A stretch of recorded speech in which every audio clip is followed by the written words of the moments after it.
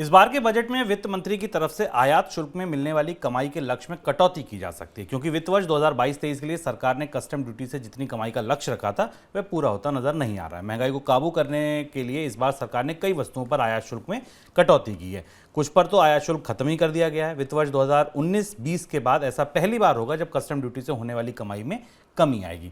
वित्त वर्ष 21-22 में कस्टम ड्यूटी से सरकार को 1.89 लाख करोड़ रुपए की कमाई हुई थी और 22-23 के लिए ये अनुमान 2.13 लाख करोड़ रुपए का रखा गया था। इसके अलावा वित्त मंत्री ने कल संसद में यह भी कहा कि सरकार को सब्सिडी और मुफ्त उपहारों से किसी तरीके की आपत्ति नहीं है, बशर्ते उनमें पारदर्शिता हो और उन्हें प्रासंगिक बनाया जाए। वित्त मंत्री ने कहा कि सरकारों की तरफ से शिक्षा, स्वास्थ्य और कृषि पर दी जाने वाली सब्सिडी पूरी तरह जायज़ है। सर, वित्त मंत्री ने अनुदान मांगों को देने के लिए जो जवाब दिया, उसे अगर हम बजट की रोशनी में देखें, पहले उनको सुने और फिर बजट आ रहा है ये सोचे, क्या संकेत मिलते हैं?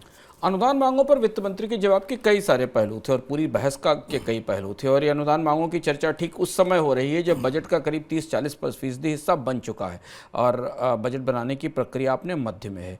तो पहली चीज़ तो ये कि सरकार ने 3,26,000 करोड़ रुपए की अनुदान मांगे ली, जिसमें अधिकांश हिस्सा सब्सिडीज़ का है, चाहे वो फर्टिलाइज़र के लिए हो या वो फूड के लिए हो या पेट्रोलियम कंपनियों को दिए जाने वाली सब्सिडी हो।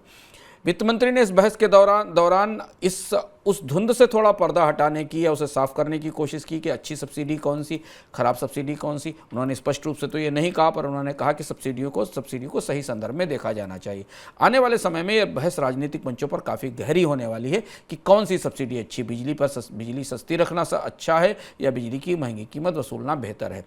शिक्षा पर दी जाने वाली सब्सिडीज़ को कैसे जारी रखा जाए, इस पर बहस होने वाली है। लेकिन इससे यहाँ एक चीज़ दिखाई दी बजट के संदर्भ में कि सरकार भी अपनी सब्सिडी के ढांचे को थोड़ा सा बेहतर करेगी, कम, और अब सब्सिडी में आने वाले समय में थोड़ी बहुत कटौती केंद्र सरकार की तरफ से भी दिखाई देगी, क्योंकि अगर ऐसा नहीं होता तो वो राज्य सरकारों को उन सब्सिडीज़ को कम करने से नहीं रोक सकती जो उसके हिसाब से मेरिट नहीं है, नॉन मेरिट सब्सिडीज़ है। दूसरी चीज़ ये कि एक संकेत ये भी मिला कि साल बीतते बीतते राजस्व का दबाव सामने दिखाई देने लगा है, खासतौर से इंपोर्ट ड्यूटीज़ को लेकर। क्योंकि भारत का आयात घटा है मंदी के कारण, इसलिए सरकार इस बजट में कुछ उत्पादों पर आयात शुल्क में बढ़ोतरी भी कर सकती है और बदलाव भी कर सकती है। ये बढ़ोतरी भारतीय अर्थव्यवस्था को संरक्षित करने के लिए और भारतीय उद्योगों को बढ़ावा देने के तर्क के साथ की जाएगी, पर मकसद ये होगा कि इससे थोड़ा राजस्व को बेहतर किया जा सके।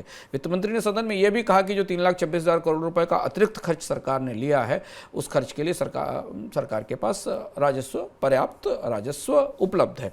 और तीसरी और अंतिम बात जो बजट के संदर्भ में यहाँ से निकलकर दिखाई आती है, उसमें ये है कि इस बार के बजट को में सरकार की तैयारियाँ थोड़े लॉन्ग टर्म कदम उठाने की होंगी, ऐसा लगता है। क्योंकि मौजूदा परिस्थितियों में वित्त मंत्री का जवाब ये बता रहा था कि चीज़ें बहुत अच्छी नहीं हैं, दुनिया की अर्थव्यवस्थाएं अलग अलग ढंग से परफॉर्म कर रही हैं। भारतीय अर्थव्यवस्था में कोशिशों के बाद बहुत गहरी मंदी या चोट नहीं आई है, लेकिन आर्थिक अर्थव्यवस्था में गिरावट हमें दिखाई दे रही है।